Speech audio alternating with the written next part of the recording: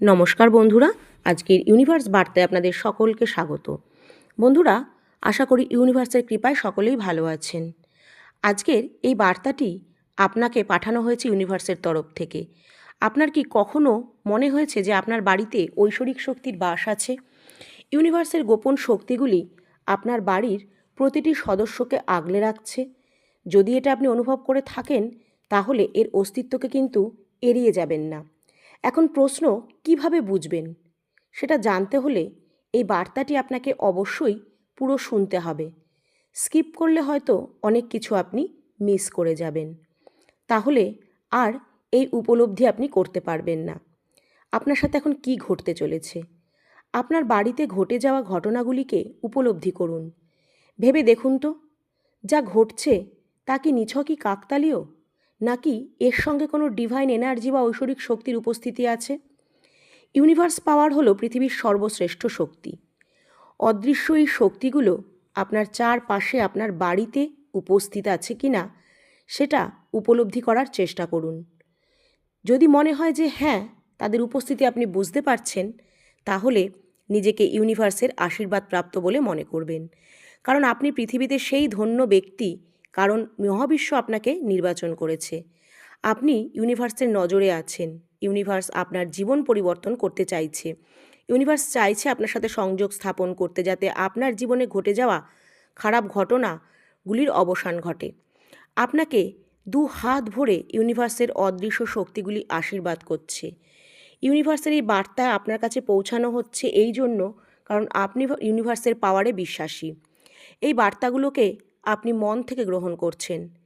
দিনে অন্তত একবার হলেও মহাবিশ্বকে থ্যাঙ্কস জানাবেন, কারণ পৃথিবীতে যা কিছু ঘটে সবই তার ইচ্ছায়। যদি আপনি ইউনিভার্সে বিশ্বাস করেন, তবে তিনিও দেখবেন আপনাকে তার শক্তি দিয়ে আগলে রাখছে। তিনি যখন দেখবেন যে আপনি তার শক্তিতে বিশ্বাসী এবং অদৃশ্য শক্তি সম্পর্কে আগ্রহী, তখন তিনি আপনাকে সব কাজে সহযোগিতা করবে। তো এবার বন্ধুরা বলি, আপনাদের বাড়িতে এই যে ঘটনাগুলি ঘটছে, তাহলে কিভাবে আপনারা বুঝবেন যে বাড়িতে অদৃশ্য ঐশ্বরিক শক্তির বাস রয়েছে?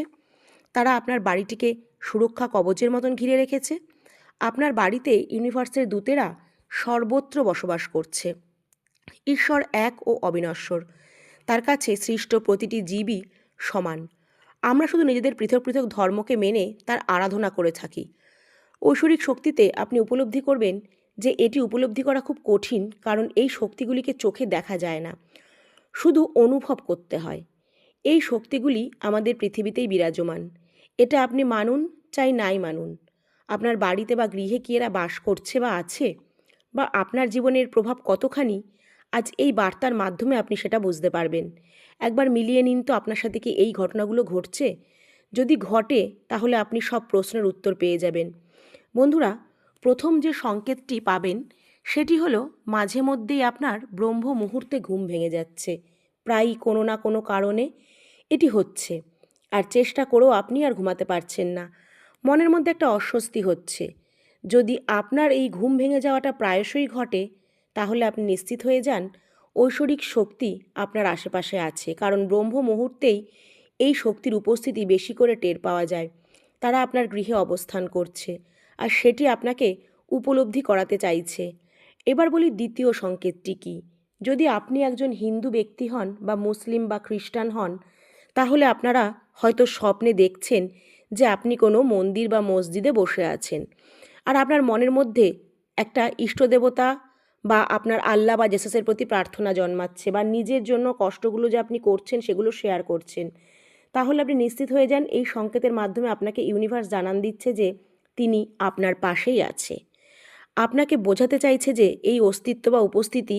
এবার কিভাবে আপনি বুঝবেন? তৃতীয় সংকেতটি সম্বন্ধে যখন আপনি জানবেন, তখন দেখবেন যে আপনি আরও ইউনিভার্স সম্বন্ধে ওয়াকিবহাল হচ্ছেন। স্নান সেরে যখন নিত্য পূজার জন্য আপনি তৈরি হবেন, তখন দেখবেন একটা বিশেষ সুগন্ধ প্রায় আপনি অনুভব করছেন। এটা একটা অদ্ভুত ধরনের সুগন্ধ, যা আপনার বাড়িময় ছড়িয়ে রয়েছে। অথচ আপনার বাড়িতে কোথাও কোনো ধূপ ধুনো দেয়া নেই। অথচ আপনি অনুভব করছেন যা অন্য কেউ করছে না। শুধুমাত্র আপনি এটাকে অনুভব করছেন, আর এটা মাঝে মধ্যে নয়, রোজই আপনি পাচ্ছেন। এটা কোনো পরিস্থিতি এমন নয় যে পারফিউমের গন্ধ। বা ধূপের গন্ধ। এটা একটা বিশেষ অনুভূতি, যা হয়তো আপনি বুঝতে পারছেন কিন্তু বলে বোঝাতে পারছেন না যে সেটা কীরকম। যদি বাড়িতে নেতিবাচক শক্তি প্রবেশ করে তখন দেখবেন বাড়িতে একটা দুর্গন্ধ পাওয়া যায়, আর যখন ঐশ্বরিক শক্তি উপস্থিত হয় তখন সেই সুগন্ধ আপনাকে উপলব্ধি করায় তার উপস্থিতি। এবার বলি বন্ধুরা, চতুর্থ যে সংকেতটি আপনি পাবেন সেটা হলো যে জীব সেবাই শিব সেবা। জীবে প্রেম করে যেই জন সেই জন সেবিছে ঈশ্বর। বন্ধুরা, ধরুন আপনি যেই ধর্মেরই হন না কেন, আপনি প্রার্থনা কক্ষে হয়তো প্রার্থনা করতে গেছেন। হতে পারে সেটি মন্দির, মসজিদ, গির্জা। সেখানে প্রার্থনা শেষে যখন বেরোচ্ছেন তখন দেখলেন আপনার সামনে কোনো পশু, কুকুর বা বিড়াল হয়তো আপনার পায়ের কাছে দাঁড়িয়ে রয়েছে। আপনি তাড়ালেও সে যাচ্ছে না। তখন সেটিকে নির্দ্বিধায় কিছু খেতে দিন, কারণ তিনি ঈশ্বর বা ইউনিভার্সের দূত। আবার আপনি হয়তো বাড়িতেও প্রার্থনা করছেন, সেই সময় বাইরে কুকুর বা কোনো প্রাণী খিদের জ্বালায় ডাক চিৎকার করছে। সেই মুহূর্তে পুজো সারার পরই তাকে কিছু খেতে দিন। ইউনিভার্সের সৃষ্টি সব জীব ইউনিভার্সের কৃপা পেতে হলে তাদের সৃষ্ট জীবকে ভালোবাসতে হবে। এদের মধ্যেই ঐশ্বরিক শক্তিগুলি জানান দেয় যে তাদের অস্তিত্ব বা উপস্থিতি আছে। এটাকে অবহেলা করা মানে আপনি ঈশ্বরকে অবহেলা করছেন। তাই এটিকে অবহেলা না করে আপনার সামর্থ্য মতো তাকে কিছু খেতে দিন, কারণ এই ঘটনা সবার সাথে কিন্তু হয় না। আপনি যদি এই কথাটা বিশ্বাস করেন তাহলে খেয়াল করে দেখবেন, হয়তো আপনি রাস্তায় কোথাও দাঁড়িয়ে আছেন বা কোনো খাবারের দোকানে কিছু খাবার কিনছেন বা খাচ্ছেন, সেখানে কিন্তু প্রচুর লোকের উপস্থিতি আছে। তারাও সেই একই কাজ করছে, কিছু না কিছু খাচ্ছে, কিন্তু সেই কুকুর বা বিড়ালটি আপনার কাছেই দাঁড়িয়ে আছে। আর সেটিকে বারবার আপনি তাড়িয়ে দেওয়ার পরও সে অন্য কারোর কাছে না গিয়ে আপনার কাছেই দাঁড়িয়ে আছে। এবার ভেবে দেখুন তো কেন এরকম হচ্ছে। যদি হয় তাহলে আপনি সত্যিই খুব স্পেশাল একজন ঐশ্বরিক শক্তির মানুষ, কারণ আপনার চারপাশে ঐশ্বরিক শক্তি বিদ্যমান। তারা এমনভাবে রয়েছে যে আপনাকে সর্বদা রক্ষা করছে, আপনার রক্ষাকর্তা হয়ে, আর আপনি না বুঝে তাকে অবহেলা করছেন। তাই বলবো বন্ধুরা, যদি এই রকম ধরনের ঘটনা ঘটে, ভুলেও এটি করবেন না, তাহলে কিন্তু ঐশ্বরিক শক্তিগুলি আবার ফিরে চলে যাবে। তখন আপনি আফসোস করবেন। এইবার আসি পঞ্চম সংকেতটিতে। ধরুন সকালে ঘুম ভেঙেই দেখছেন প্রচুর পাখি। হতে পারে সেটা কাক, চড়াই, পায়রা আপনার ঘরের কাছে কিচিরমিচির করেই যাচ্ছে। আপনি তাড়ালেও তারা যাচ্ছে না। আপনি না জেনে অবহেলা করছেন, কারণ তারা কিন্তু সেই একই সংকেত বহন করে যে আপনার গৃহে ঐশ্বরিক শক্তির বাস আছে। আর এরাও সেই শক্তির দূত। তারা সব সময় আপনার বাস্তুকে বাস্তু দোষ থেকে রক্ষা করছে, নেগেটিভ এনার্জি থেকে মুক্ত করছে, আপনার বাড়িকে প্রোটেক্ট করছে। কিন্তু আপনি এই কিচিরমিচির আওয়াজে বিরক্ত হয়ে তাদের তাড়িয়ে দিচ্ছেন। আপনি সেই মুহূর্তে আপনার গৃহে কিছু খাওয়ার থাকলে কিছুটা খাওয়ার তাদেরকে দিন। যেরকম আপনার সামর্থ্য সেরকমই দিন। যে কোনো কিছুই আপনি দিতে পারেন। এবার বলি ষষ্ঠ সংকেত। সেটি হলো সবথেকে সাধারণ, যেটাকে আমরা কাকতালীয় ভেবে অবহেলা করে ফেলি। তাই হয়তো আমরা জিনিসটাকে বুঝতে পারি না বা উপলব্ধি পারি না। অনেক সময় দেখবেন আপনার ঘরে প্রজাপতি ঘুরছে, বারবার প্রজাপতি আসছে আপনার ঘরে। এর অর্থ হলো ঐশ্বরিক শক্তিগুলি তার অস্তিত্ব আপনাকে জানান দিচ্ছে। আপনার বাড়িতে উপস্থিত ঐশ্বরিক শক্তিগুলি তাদের এই দূতের মাধ্যমেই ইউনিভার্সের সাথে সংযোগ স্থাপন করছে। এরপর বলবো সপ্তম সংকেতটি। আপনি হয়তো মনে মনে ভাবছেন যে আপনি কোনো কাজ করছেন, ঠিক সেই মুহূর্তে আপনার মনে হলো কেউ আপনার পাশ দিয়ে হেঁটে গেল বা কেউ আপনার পেছনে দাঁড়িয়ে আছে। কিছু একটা উপস্থিতি আপনি অনুভব করলেন, অথচ পেছন ফিরে দেখলেন সেখানে কেউ নেই। সেই মুহূর্তে কিন্তু ভয় পাবেন না।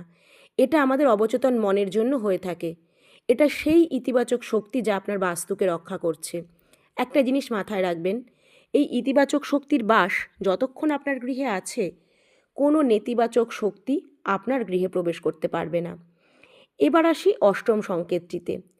এটা একটা গুরুত্বপূর্ণ সংকেত। ধরুন আপনি কোথাও কাজে যাওয়ার পরিকল্পনা করছেন বা কোথাও বেড়াতে যাওয়ার পরিকল্পনা করছেন, সেই মতো আপনার সমস্ত প্রস্তুতি কমপ্লিট, কিন্তু কোনো কারণে সেই যাওয়াটায় বাধা পড়ল, আপনি সেখানে যেতে পারলেন না। সেই মুহূর্তে স্বাভাবিকভাবেই আপনার রাগ হবে, মন খারাপ হবে। কিন্তু ধরুন পর মুহূর্তে আপনি জানলেন সেখানে কোনো একটা বড় দুর্ঘটনা ঘটেছে আর আপনার যাওয়াটা বাতিল হওয়ার জন্য আপনি বেঁচে গেছেন। তখন কিন্তু আপনি উপলব্ধি করবেন যে আপনি না গিয়ে ভালো করেছেন। আপনি সেখানে থাকলে সেই ঘটনাটা আপনার সাথে ঘটতো। তাহলে এখন উপলব্ধি করতে পারছেন তো যে এই ঐশ্বরিক শক্তির দ্বারাই আপনার যাওয়াটা আটকানো হয়েছিল, তারাই আপনাকে রক্ষা করলো। তাই সেই মুহূর্তে যখনই এটা আপনি উপলব্ধি করবেন, মন থেকে ইউনিভার্সকে একবার ধন্যবাদ জানাবেন আর এই বার্তাটিকে মন থেকে গ্রহণ করবেন যে হ্যাঁ, ইউনিভার্স আমাকে বাঁচিয়েছে, বিপদমুক্ত করেছে। এবার বলি নবম সংকেতটি। বন্ধুরা, ধরুন আপনার বাড়িতে যথার্থ পরিমাণ মূল্য নেই, টাকা পয়সা নেই, কিন্তু কোনো আত্মীয় আচমকা আসলো, সেই মুহূর্তে আপনার পয়সার দরকার আতিথেয়তার জন্য। এবার আপনি দেখলেন যে কিছুই নেই, কি খেতে দেবেন? ঠিক সেই মুহূর্তে দেখবেন যে কোনো উপায়ে আপনার প্রয়োজনীয় অর্থের জোগাড় হয়ে গেল আর আপনি তাদের মন মতন করে আপ্যায়ন করতে পারলেন। এর অর্থ এখন বুঝতে পারছেন কি? সেই পরিস্থিতি থেকে কে আপনাকে বের করে আনলো? হ্যাঁ বন্ধুরা, ইউনিভার্সই সেই অদৃশ্য শক্তি যারা আপনার বাড়িতে উপস্থিত ছিল। তারাই এই জটিল পরিস্থিতি থেকে আপনাকে বের করে এনেছিল, আপনাকে মান সম্মানের হাত থেকে বাঁচিয়েছিল, অতিথিদের কাছে আপনার মুখ রক্ষা করেছিল। এবার আসি বিশেষ সংকেত, সেটি হলো দশম সংকেত। এইটা দেখবেন যে কোনো পশু হয়তো আপনার বাড়িতে কখনো সন্তান প্রসব করেছে, মাঝে মধ্যেই এটা করছে। আপনি নিশ্চিত হয়ে যান ঐশ্বরিক শক্তিগুলি সর্বদা আপনার চারপাশে আছে আর আপনি সেই ভাগ্যবান ব্যক্তি যাকে স্বয়ং ইউনিভার্স বাছাই করেছে। ইউনিভার্স তার নিজের আবাসস্থল বলে আপনার গৃহকে মনে করেছে, তাই সে আপনার গৃহে বাস করছে।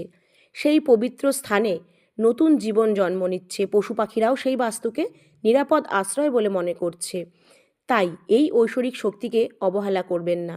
বন্ধুরা, এই 10টি সংকেতের মধ্যে যদি একটাও আপনার সাথে মিলে যায়, তাহলে নিশ্চিত থাকুন ঐশ্বরিক শক্তিগুলি সর্বদা আপনার গৃহে বিরাজমান আছে। তাই প্রতিটি বাধা এখন আপনার কাছে সরে যাবে, নতুন বার্তা হয়ে আসবে ইউনিভার্সের আশীর্বাদ। এখন সুখ ও সাফল্যের মুখ দেখবেন আপনি।